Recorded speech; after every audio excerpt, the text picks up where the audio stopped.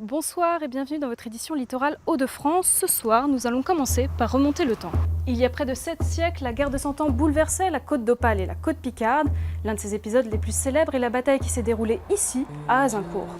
Derrière moi se trouve le nouveau centre historique qui a été inauguré fin août. Le site a été agrandi et sa scénographie intégralement repensée.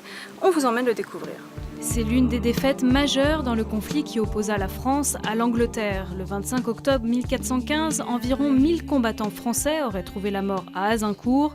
Pour comprendre le déroulé et les enjeux de la bataille, le nouveau parcours de visite propose de la mettre en perspective. Une grande partie de la surface d'exposition permanente du centre est consacrée à la contextualisation de cette bataille.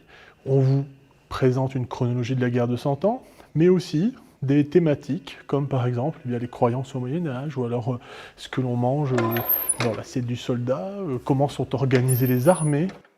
Cette réouverture, après un an de travaux, a été l'occasion d'importantes recherches historiques. La bataille d'Azincourt a laissé un souvenir cuisant, entretenu par des récits parfois erronés. Le plus gros cliché, donc parlons de cliché, que l'on ait sur la bataille, c'est qu'il s'agissait d'une énorme armée française. On nous dit parfois 30, 40 000, 60 000 Français.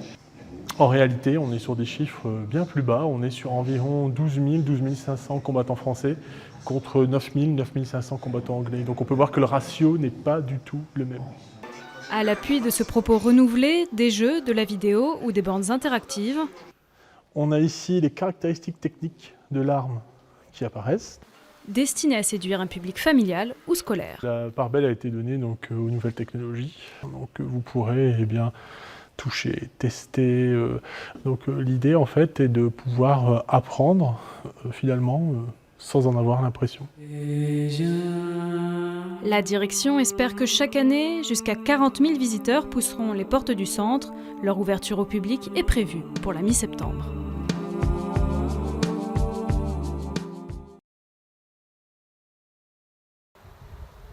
Merci d'avoir suivi cette édition. Retrouvez les informations et les reportages du littoral sur notre site hdf.france3.fr. Tout de suite, votre journal régional.